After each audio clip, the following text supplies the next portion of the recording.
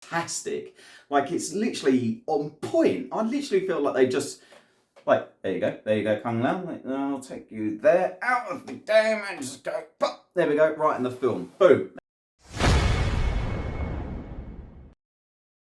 Yo, what's going on, guys? It's Lou from Lou's Life, and welcome to another video of Character Select, where we actually look into each individual character to see what we've seen so far in the trailer, the TV spots, the Meet the Kast, pretty much everything, just to see if it's referenced from Midway's version of the game or NetherRealm's version of the game.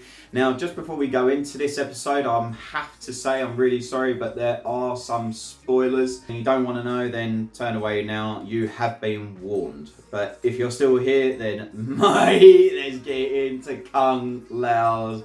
I am buzzing. Max Huang Kung Lao, like, let's do it. I'm ready. So if we're having a look at Kung Lao's story, we have actually received some HBO bios for the characters already. So this is actually a little bit of a jump from what we already had before with the character selects. We didn't have this information, but now we can actually look into this, and this is what we have actually seen so far. So bang. So looking at this here, it says Liu Kang's distant cousin and descendant of one of EarthRealm's greatest fighters, the brash and egotistical Kung Lao is himself one of EarthRealm's finest warriors.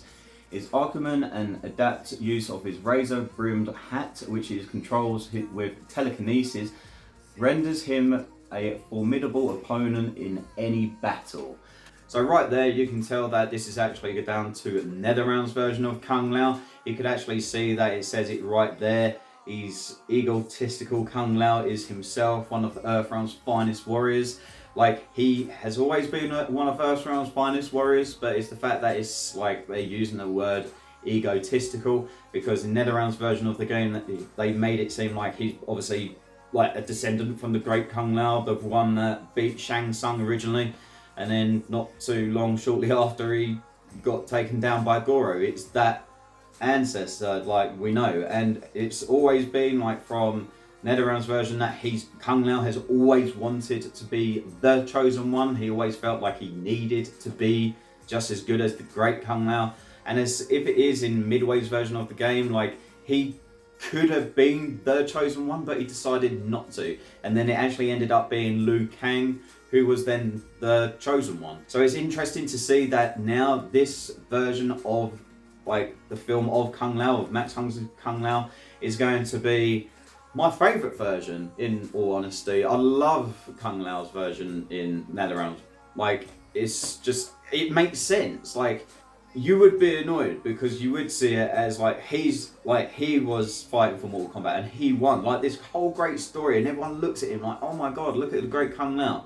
And then you have this Lao, or suddenly that someone's better than him, and it's Liu Kang, and then there's kind of like a bit of bitterness in some way. I just kind of like it. It just seems like it's a good way to go around that, instead of just saying, oh, you know what, I've decided to have a peaceful life and don't worry about it. Like, no, he's actually wanted to be the chosen one, and he's not. So that must hit home pretty hard, to be honest. So that's the story that we've got so far on Max Huang's Kung Lao, and to be honest, awesome. Very, very close to the game. Let's just leave it as that. Moving on to the special moves and fatalities. So looking into the special moves, we have the classic hat toss, obviously. We have the spin. We also have his dive kick, and not forgetting his teleport. Now, oh, I love it so much. So if you have final chances now, just go. This is the spoiler bit. If you don't want to see it, like, you've got to go right now. 3, 2, 1, see you later. If you are still here, mate, if only if I filmed my reaction when I saw this, because this, perfect. Check it out.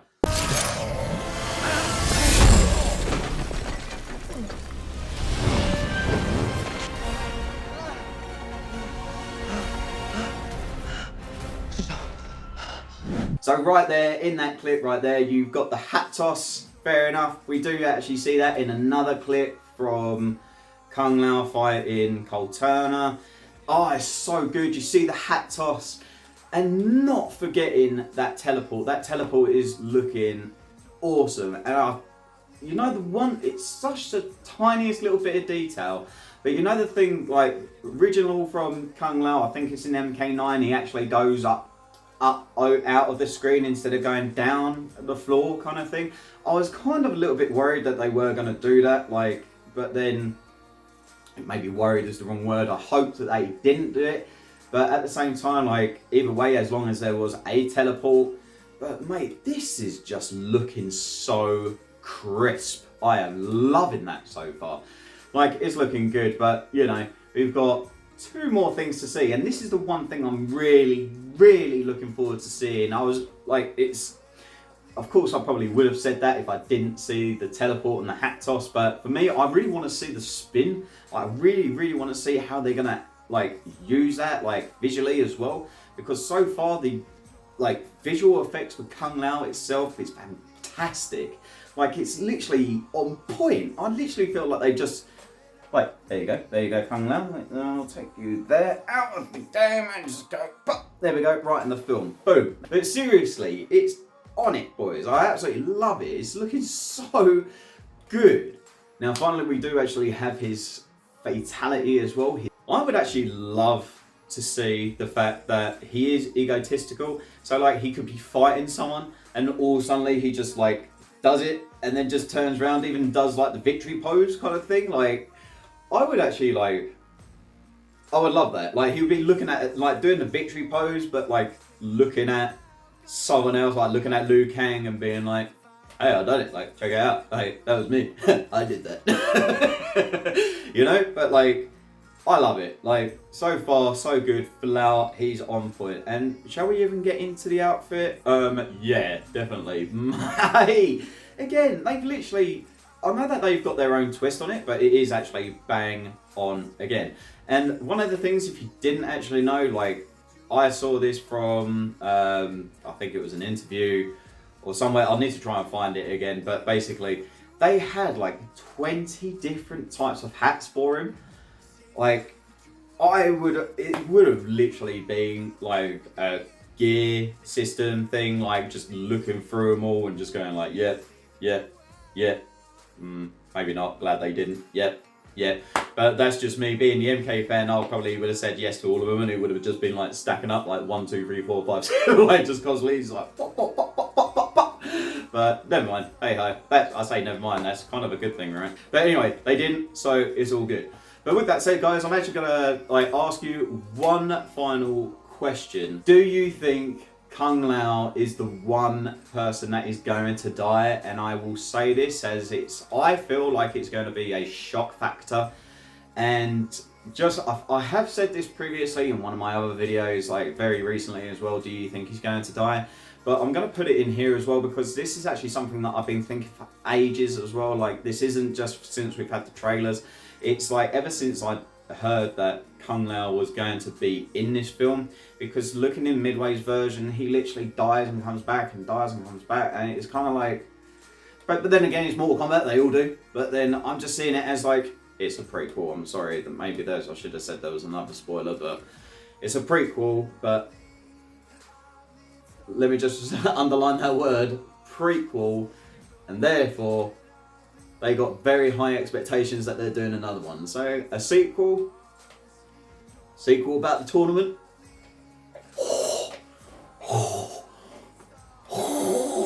So what are your thoughts? Do you think Kung Lao is actually going to die in this film? Do you think they're going to hold it off? And do you think they're actually just going to maybe leave it for a sequel?